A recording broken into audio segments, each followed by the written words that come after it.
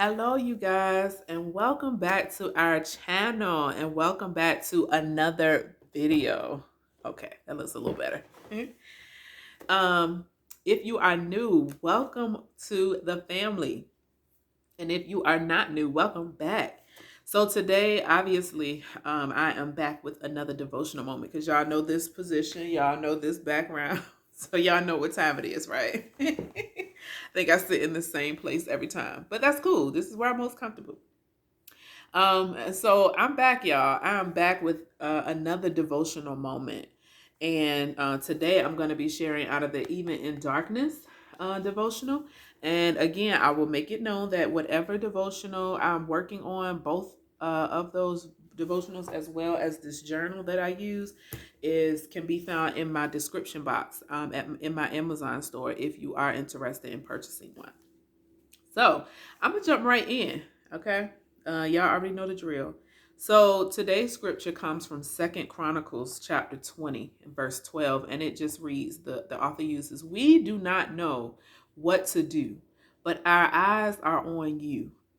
And so what she did was the verse in its entirety reads this: "Oh our God, will you not execute judgment on them? For we are powerless against the great horde that is coming against us. We do not know what to do, but our eyes are on you." So her highlighted verse, or the highlighted, she just highlights that last part of the verse.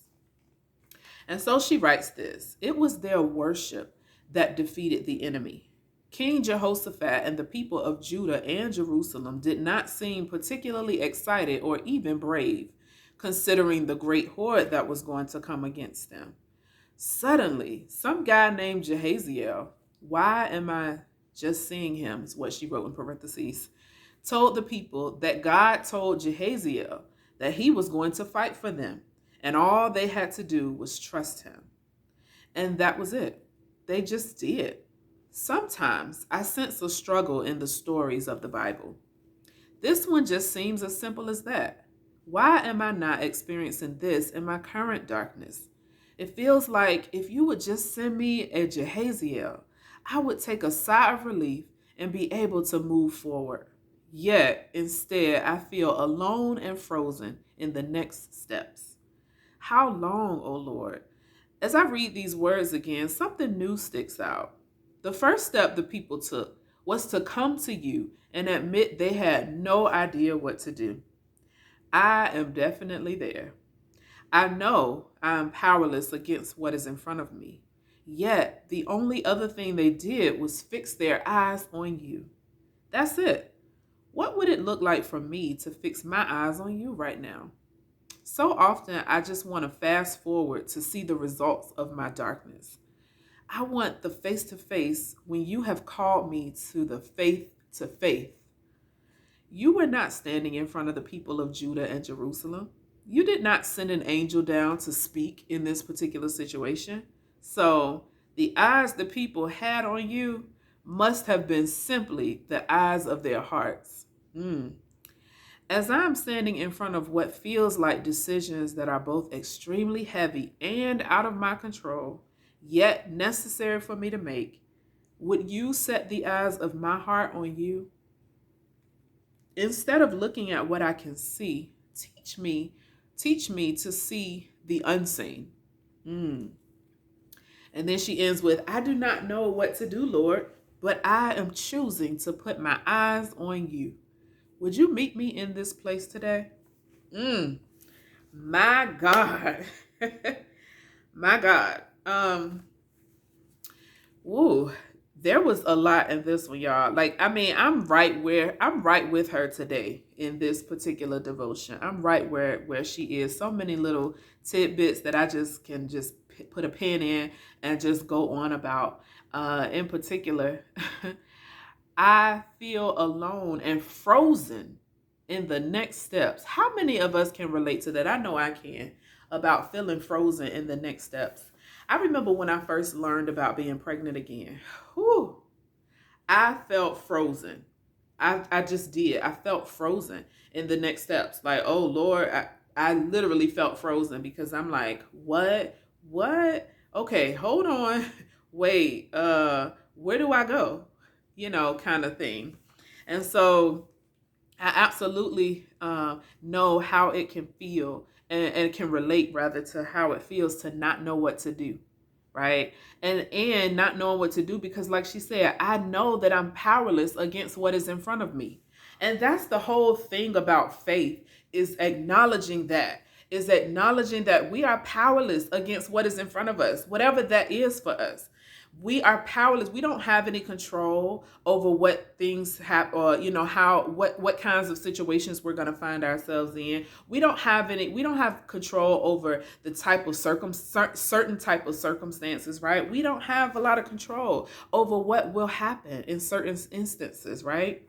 And so I can understand how it can feel powerless, but I think that's like I think that's really like a vital key to this faith walk, is acknowledging to God, when you understand that, hey God, I don't have any control. Like for me, I feel like in this trade, I don't have any control about the outcome. I don't have any control about what lies ahead of me, right? But that's just what faith is. It's not about knowing. It's about just taking the steps that need to be taken, and not knowing, but still having a hope, because that's what faith is. Faith is simply a hope, right? It's what's hoped for. It's the substance of which things that are hoped for.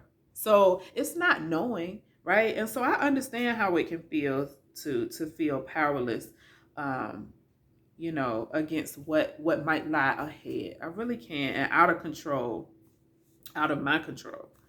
And so I'm gonna just put a pin in that, because I don't, I could go, y'all know I could preach about all of this stuff in here. So we're gonna put a pin in that for now. But I do want to share what I did write in my journal.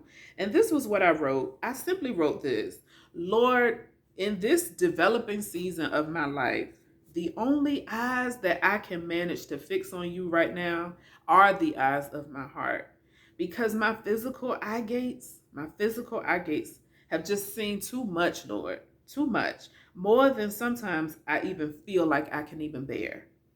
Admittedly, Lord, it is very difficult, and I put very in all caps. It is very difficult to see through to see through my eye gates, right?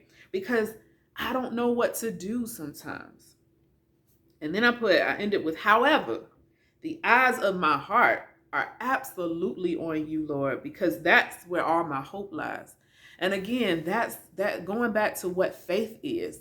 And faith is just simply the substance of things hoped for. Not a guarantee, not what you know, not what you already have seen, but it is unseen. It's about the unseen, the unknowing, right? And just the hope, not guaranteed. And so where I am right now, I really do feel like the eyes of my heart is, and what I meant when I said that it's difficult to see through these eyes of mine right here, this set of eyes right here, because I've just seen so much. Uh, and admittedly, what I mean by that is that, in this life, we all have our set of trials that we go through. We all have our times of difficulty and suffering, right? That we go through. We do. And I'm not excluded from that. And neither are you. And so, or exempt rather. I'm not exempt from that, and neither are you. And so we go through those moments, right? We have those times, right? And it's natural that our eyes, because of what our eyes have seen, it just becomes hard. It's like it becomes hard to fix those same eyes that, wait, I just seen this traumatic thing, or this thing over here. Wait, I just seen this. And then you want me to fix my eyes on you? Okay, hold on, Lord, because I don't know. I don't know. And so, admittedly, it is difficult for me sometimes, very difficult at times, to see through those. So, therefore, with that being said, the eyes of my heart, because I still am hopeful, I still can walk in hope. And that's what walking in faith, in essence, means, is just walking simply in hope, not a guarantee, but in hope. And so that means a lot to me, to be able to know that the eyes of my heart are still hopeful though. And what I think about, what my mind just took me to when I thought about that is, or when I think about this idea of your eyes versus the eyes of you in your head versus the eyes in your heart. My ancestors who were enslaved, right? Who every single day all they saw was pain. Every single day, all they experienced and saw was trauma with their eyes. Yet, their hearts still hoped to see God's face. Their hearts still hoped to feel the presence of the Lord. And that is amazing, to be able to still fix your heart. And this is why, let me say this here too. This is exactly why I stand firmly on the belief that pain and hope can coexist in the same space. And that this is exactly why I do what I do when I talk about my pain, but I also talk about my hope as well, right? And I hold those two together in tension, right next to each other. This is why I stand on the belief that that is absolutely possible, simply because of what I just explained. It is possible to see with your eyes pain, to see with your eyes destruction, to see with your eyes things that go against what we would believe that God wants for our lives, right? And the victory that we believe God has for us.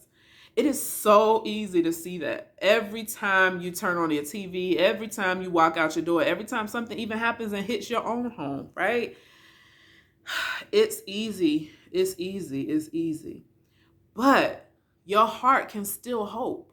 There still can be a place in you that still feels like, man, I know that this thing looks terrible. I know that this thing even feels terrible. But God, I still know, and I'm still standing right here, Lord. I'm still going to hope for this thing. I'm still going to hope for this place.